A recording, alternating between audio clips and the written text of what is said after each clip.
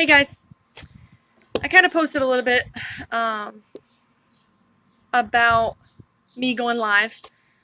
Um, I just got home. I don't know if some of you know what I do or don't know what I do, but I drive around all over Ohio and market equipment for construction companies, farmers, what have you.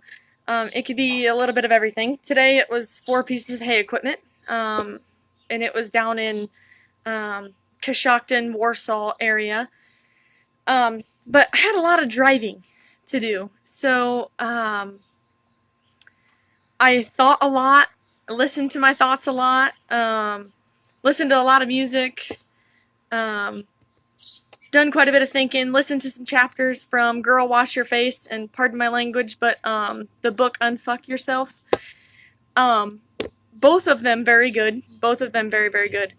One of the things that, that I've get into the habit of or problem, one of the things that I'm trying to fix is when I get to thinking so much, then I can't focus on anything else. So that is a problem with my anxiety and depression.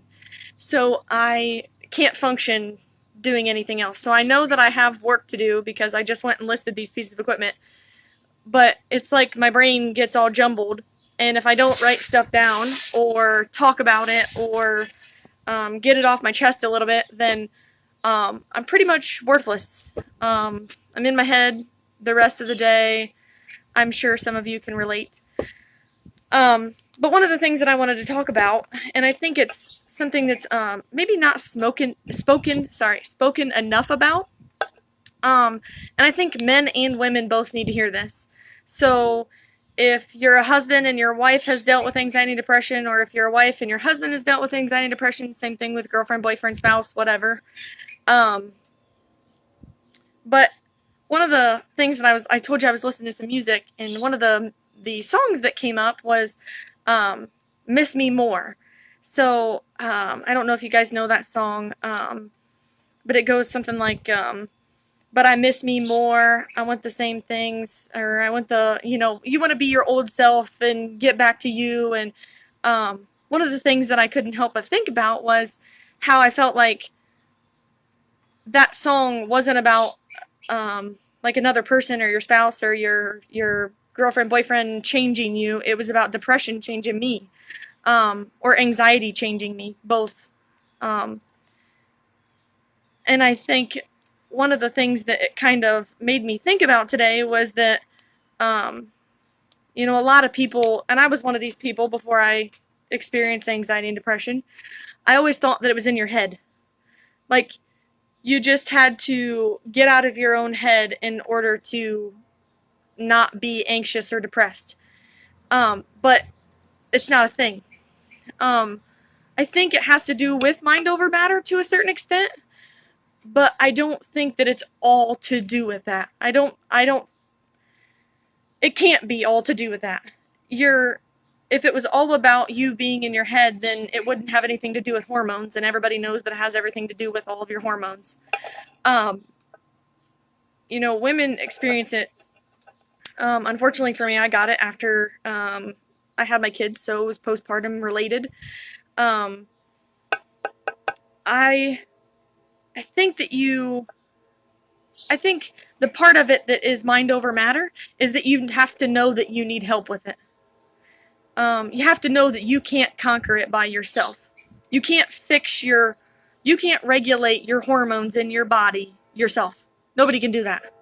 I'm not necessarily saying that medicine is the right answer. Um, I don't necessarily know what is the right answer for everybody because everybody's fix or everybody's specific answer is different. Everybody's solution, I guess, is what I want to say, is different. Um, but one of the things I think that is the hard part about it is that you are in your head so much. So it's kind of like, how do I want to say this? You have to know that you need help. So that's the part where you're in your head. That part has to be mind over matter. So, You have to know that you've got to do something about it. But the interesting part for me was I tried a little bit of everything. So, but I think that that's what you have to do. You have to want you back at all cost. Now I'm going to say that again. You have to want you back at all cost. So what I mean by that is you have to want who you were or who you're going to be. You have to want that more than you let your depression and anxiety rule you. So it is mind over matter to that extent. But you don't have to do it alone. So a lot of you know that I do Beachbody coaching on the side. One of the things that I find that helps me is working out. If my anxiety is really bad, sometimes it's not. Sometimes it's that walk or yoga or that bath or whatever. But I went on medication for a little while. I stopped medication because I'm pregnant again. I'm almost 26 weeks along with the third. Was not necessarily planned, but definitely, like I said before, I think definitely a gift from God, regardless. And that kind of put me into a little bit of shook me up a little bit because we weren't necessarily planning on this. I was hoping to maybe get my shit together mentally before I did this again. But I think one of the things that we all have to think or know is that you have to try everything, anything. So, essential oils may be a thing. Plexus may be a thing. It could be a little bit of it could be anything. There are so many things out there that you can try to help you. And it may help you, but it may not help your neighbor. It may not help your best friend. It may not help your sister, your mom, or your dad, or your brother. But there are tons of things out there that can be solutions. I think that there's an awful stigma on going and seeing a counselor or somebody of that sort. I think that's the stupidest thing I ever heard. I think that if you judge somebody because they're going to a counselor to get their shit together because everybody else in their life won't go to counseling, then that's awful. I think you need to I think you need to reevaluate your decisions on why you would judge somebody for that. I will be the first to tell you, I had looked into a counselor 4 or 5 weeks ago. I finally got a call back. I think my first session is in August. I'm not ashamed of that. I think that makes me a better person for wanting to be a better me, not only for me, but for my kids and for my husband and for my family. Yes, it's hard. It's hard to admit for anyone that they've got a problem or an issue or whatever. But I think the thing that you have to think about is that I don't know, I kind of like to say my body hates me sometimes, or my brain hates me sometimes, because I feel like it's what makes me overthink. It's what allows the intrusive thoughts in. It's what allows me to be short-tempered and pissy a lot. But when I get like that, I have, really researched anxiety and depression to know that there are several things that you can do to make it better. One of those things, like I said, is exercise of some sort, whether it be walking or, for me, I'm excited about prenatal workouts that I've been doing.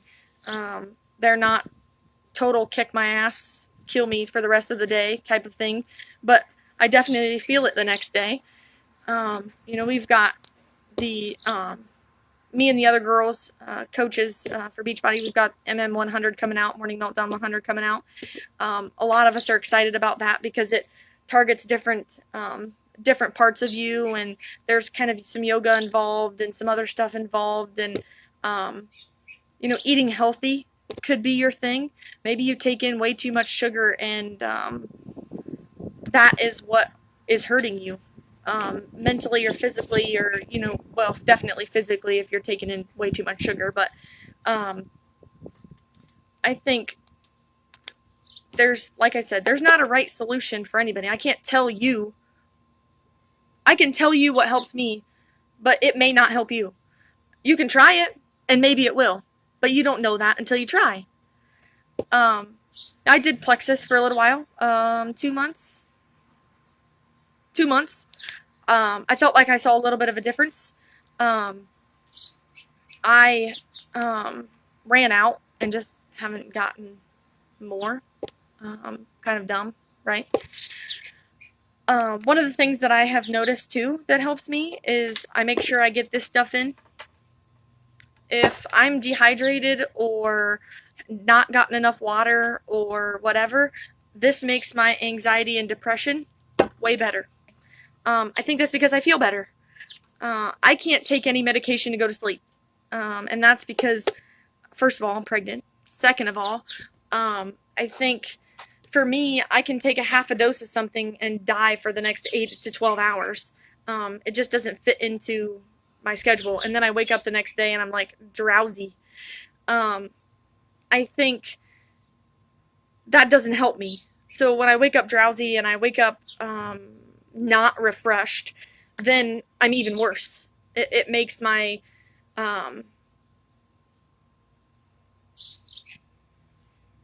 ability and want to get out of bed not there. It takes all of my willpower to face the day away. And I think that a lot more people need to know about more of this stuff, because I feel like the person that thinks it's all in your head, and I've had people tell me that straight to my face, oh, it's all in your head, don't worry about it. Well, I want to punch those people in the face, legitimately, because I wouldn't wish what I went through for the last year on my worst nightmare. I wouldn't wish it on my worst nightmare. I wouldn't wish it on the person who screwed me over in high school or in college, or I wouldn't wish it on anybody. I can see it in other people now. It's not my decision, or it's not my place to go tell them that they've got anxiety or depression. They might not want to hear it yet. But you have to know. You have to look up the symptoms. If somebody in your life has anxiety or depression and you think that that may be it, there's different ways to go about it. Being short with them isn't one of them. Getting shitty with them isn't one of them. Being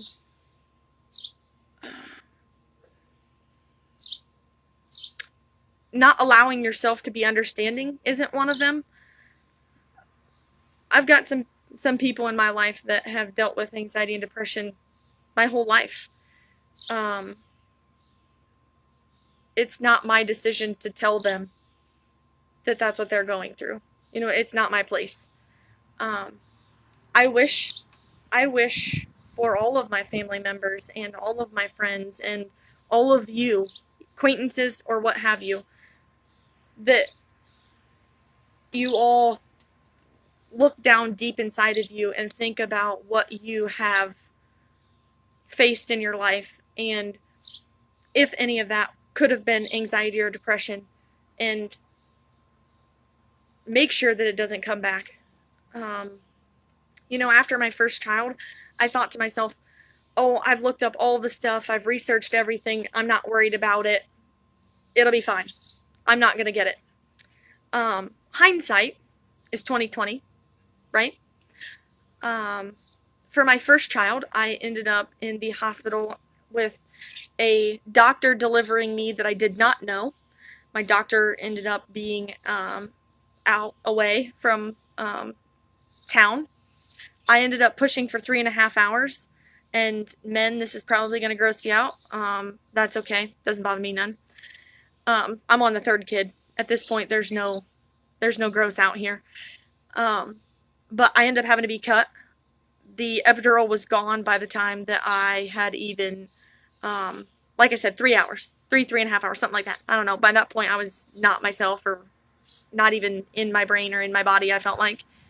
Um, but hindsight, there's things called PTSD and all this other stuff, and I always thought that was for people that went to war, and I never realized that it could be something that could affect normal, like, people that have never did that have never went overseas or um, done anything like that. Well, for this girl, I think that's what started everything. Um, I, my baby girl was born, and I had no reaction. There was no smile. There was no nothing.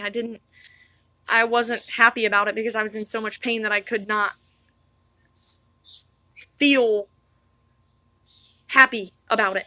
I felt violated, like this guy just cut me, and I just gave birth to this child with no pain medication whatsoever, and I felt awful.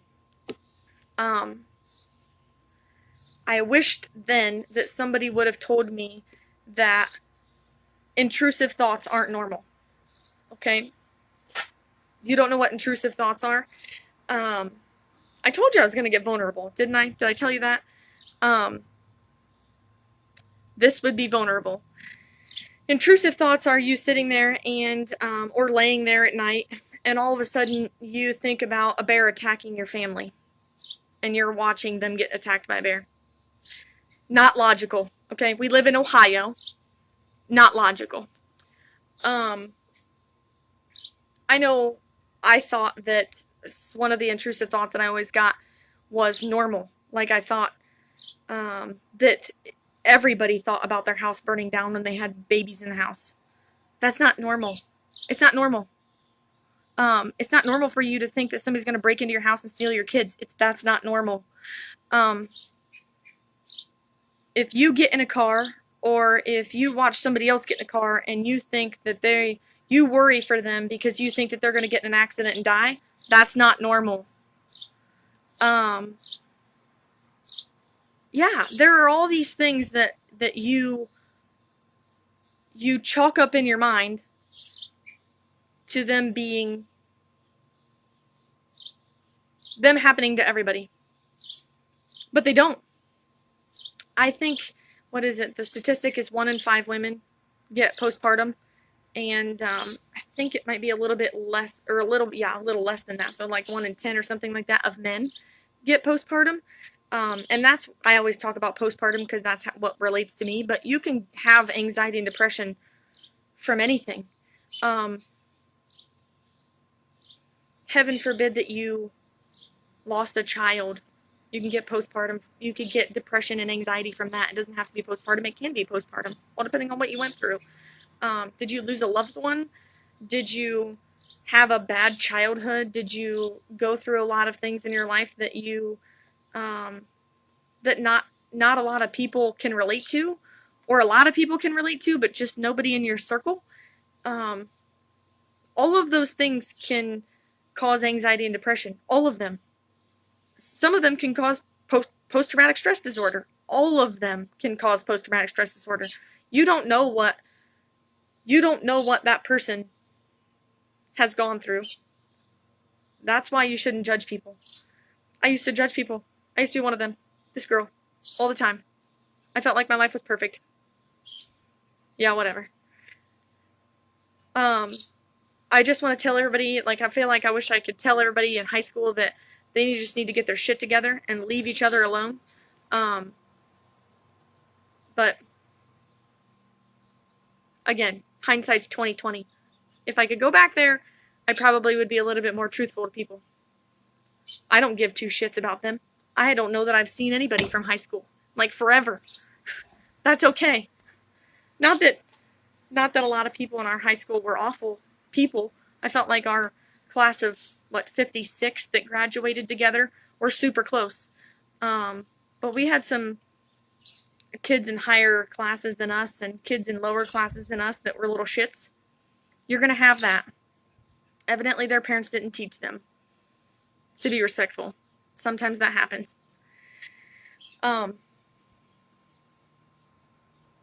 I think if you are going through um, anxiety or depression, I think that you should never feel any less of a person for going and asking for help, whether that be a doctor, a counselor, your best friend, your spouse, your mom or your dad, anybody, your sisters, brothers, anybody, aunts, uncles, grandma, grandpa. You should be able to go talk to them about it. If you can't, and some people can't, I mean, I can say that I can't talk to everybody.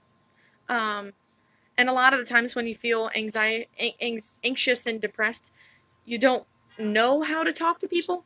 For a really long time, I didn't even know what to say to people. I'm going through all this shit and none of it makes sense. My head's just filled with, I don't know, I guess I want to say maybe like a notebook, like this, of shit. Like if I just spewed it out onto paper, people would be like, how do you think about all that stuff? Well, that's how my mind thinks. Um, Sometimes it makes it really hard to focus on one thing over another. Um, I don't want to call them mental disabilities. I feel like they're mental quirks, because I feel like a disability is something that you can't fix. And I feel like anxiety and depression can be fixed if you get the right help for it. Um, like I said, um,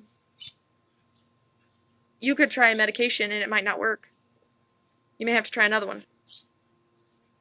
You may have to try medication and exercise and eating healthy. You may have to try essential oils and um,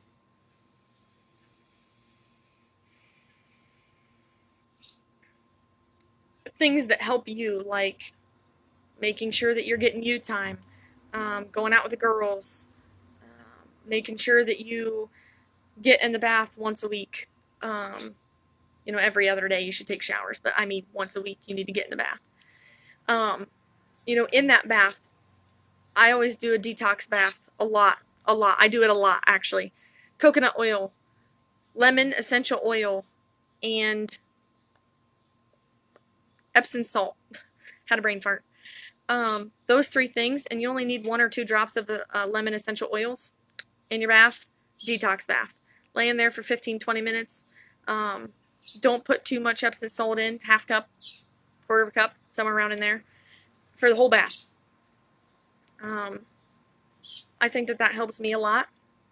I went on a trip this past weekend with the girls, with my fellow Beachbody coaches, and I came back the most renewed I had felt in the last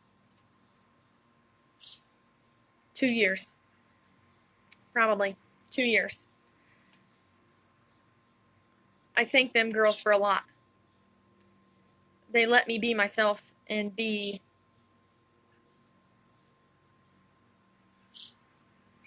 what do I want to say?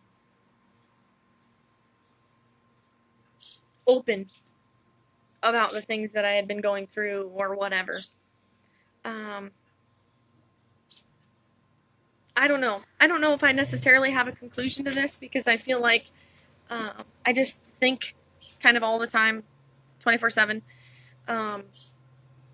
But this trip today really, really helped me. Like I said, it was a 1 hour and 45-minute drive. So I had a lot of time to think about what anxiety and depression has done to me, how it's affected my husband. One of the things I didn't tell you was my husband sat me down and looked at me and said, I think that we've got to talk about some things. And I could have been a bitch. I could have been bitchy. I could have been shitty with him. I could have said, no, I don't have any of that stuff. Stop talking about it. But I didn't, because he lives with me. He knows me. We've been together for 10 years, married for 4. He gets it. He looks at me. I wish he would have done this like 6 or 8 months sooner. Was I ready for it? Probably not. But he sat me down and looked at me and was like, I think that you have anxiety or depression, one of the two or both. I think that you need to talk to somebody or get a little bit more help. As he starts naming off all of these symptoms, I was like, oh, yep, that's me. Yep, that one too. I've never had thoughts of hurting myself other than being on medication. That lasted 2 days, and I was like, this shit's got to go. So I went back off the medicine after I called out to Wyandotte Memorial and talked to the on-call doctor. They took me from 25 milligrams of Zoloft up to 50, and I had been on that for a week, probably, somewhere around in there. And I woke up one morning and I was like, I'm just not getting out of bed. And I don't care to be here either. It was like the weirdest thing in the world. Like, I never thought in a million years that would be me, ever. Never thought in a million years that would be me. But it was. And now I can see how people rely on certain substances and all of that stuff. Thank God I never got into that. I would say I've drank excessively in my life for fun. Before kids, in between kids, after kids. I'm not gonna say that I haven't drank anything after having my kids. I've never drank with my kids. I've never drank excessively with my kids, I guess. Before I got pregnant, Cody and I would sit out here on the patio, and every once in a while we would just have a beer together and sit and chat about our days. I think some of those things are okay, as long as you don't rely on that to make you feel better. For me, if I drank too much to stop thinking about what I was thinking about, then it made me feel like shit even worse the next day, which it does to a lot of people. I am glad that at 27 years young that I am learning a whole bunch of this stuff. I hope that I can go to my counselor at the beginning of August and talk to her about this stuff and get maybe a lot of this stuff off my chest and work on being a better me, or an even better me, maybe, because I am far from the person that I was 6-8 months ago, and I don't ever want to go back there. Waking up in the morning after having 3 hours of sleep, even though you had laid in your bed and slept for 8 to 10 hours.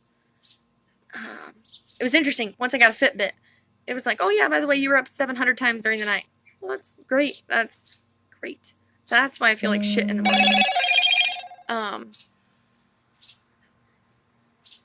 think I don't ever want to get up and not want to be there for my kids. I don't ever want to get up and think that my kids aren't worth it. There's this little stupid thing going around on Facebook, like, I don't know how your kids aren't enough for you to make better choices. I wish I could tell those people that actually think that they're full of shit. I really do. Because 9 times out of 10, if somebody has a substance abuse or abuses substances or alcohol or whatever, it's because they have anxiety or depression or something like that. I didn't want to feel that way. I didn't want to feel like I didn't want to parent my kids. But I did. Is it normal? I think for a lot of people, they go through that at a certain time in their lives. I think that they can definitely go get help. I think that they can talk to somebody. For me, I changed OBs, and it was the best thing I ever did. And I got a different midwife, and I think that was something that I should have done a long time ago, maybe. Her and I click a lot better than what I've ever clicked with anybody. She's always there. Seems like I can message her whenever, and she's got answers for me. She checks up on me, even when I'm not in there. I'm really thankful for her, because I feel like when I was prescribed medication back in January by my doctor, my family doctor, they never asked if I had been to a counselor or a therapist or psychiatrist or whatever, all of the above. They never asked if I had been to anybody like that. And so one of the things that I wish was that somebody would have asked me that. hey, before you go do this, before you start this, or let's start this and send you to the counselor. Nobody ever asked me that. It was awful. Because then, hindsight, I was like, here I am. So let's go back. After having my daughter, everything, just carrying on my life, not thinking anything was any different. I got pregnant with my son. Carly turned 3 in May. Alton turned 1 in January, so he's coming up on 1.5. At 6 weeks postpartum, I went back to my OB and I pleaded to her, crying, you have to fix whatever's going on. I don't feel like myself. She thought that maybe I was just sleep deprived and that I needed more sleep. So she recommends to this breastfeeding mother, anybody that's ever breastfed, at 6 weeks, you're still breastfeeding on demand. So you getting a nap only happens when they nap, if you can. I don't even know that that's a thing. So she asked if one of my family members or something like that could come in for an hour each day for the next week so that I could nap. I was like, okay, well, let's try it. So thank God for my mother-in-law and my mother. They both came up and rotated, and we tried to make this work. I would wake up feeling awful because I didn't sleep for shit anyways, because your kids are downstairs. Half the time they're crying or they're screaming or they're yelling or they're down there, so you're not sleeping. It took me a year after my son was born. So it took me a year after my second for my husband, really, it wasn't me. I don't know that I would have done anything if my husband wouldn't have said, this is what I think you've got, and here are your symptoms, and every time he would say a symptom, I would just cry harder, because I was like, oh yeah, that's definitely me. You don't know that I'm thinking about this stuff, but it's definitely there. I never, thank goodness, never had the thoughts of hurting myself or my baby when I was postpartum, but I would worry about carrying them down the stairs and tripping and falling. I would worry about them falling out of their pack and play. Pretty much anything to not make me sleep, not let me sleep. Yep, that was pretty much it.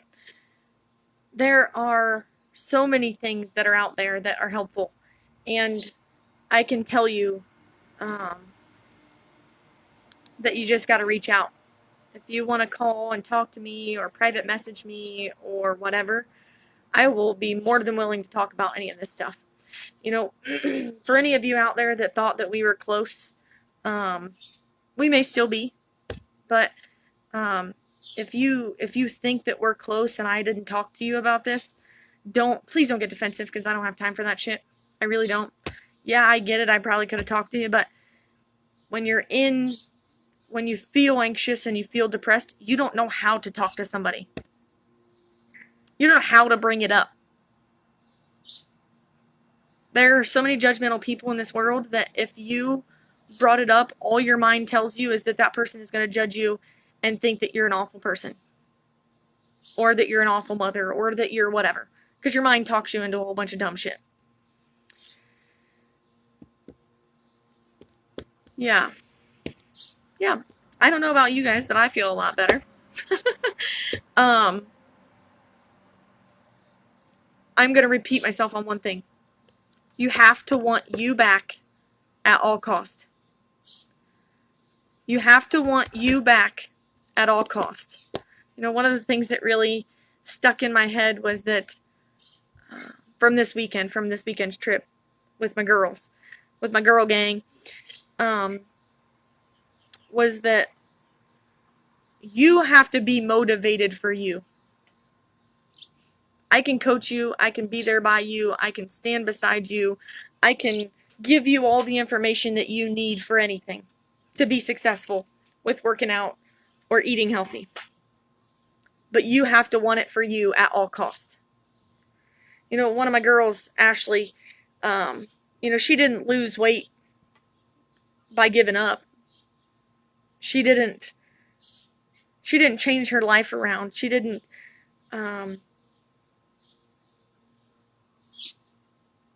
stop being. She didn't stop abusing alcohol. This is not my sister I'm talking about, by the way.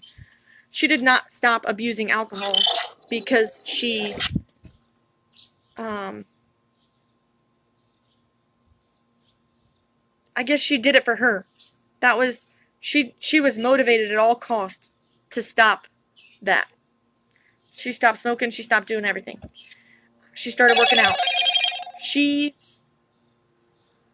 wanted her back at all costs. And she did it. Before this baby number 3, which we don't know the gender of, we will in October, at the end of October when we're due. I wanted me back at all cost. So I started doing things, different things. Essential oils, Shakeology. I still drink Shakeology. Not every day. You don't have to drink it every day. I tried Plexus. I tried more me time. Baths. Still in the regimen. I still do this. I started walking more. I wanted me back at all costs. I lost 45 pounds before that and still was not me. Still was not the best version of me. Maybe physically I was. I was in the best shape I had ever been since high school, even in high school. But I still wasn't the best me. Mentally, I was still cloudy. Mentally, I was still messy. Now I'm realizing that I needed to work on me mentally before physically. When I got pregnant, like I said, it was a little bit of a shock, but then I kind of thought to myself, somebody wants this for us, you know. We don't. Evidently, God wanted this for us. We were preventing on several different levels, and it still happened. So evidently he wanted this for me to know so that I could change my shit and get my shit together mentally, so that I wasn't stressing out and wasn't worrying about me so much so that it hurt the baby. I can't thank him enough for that either.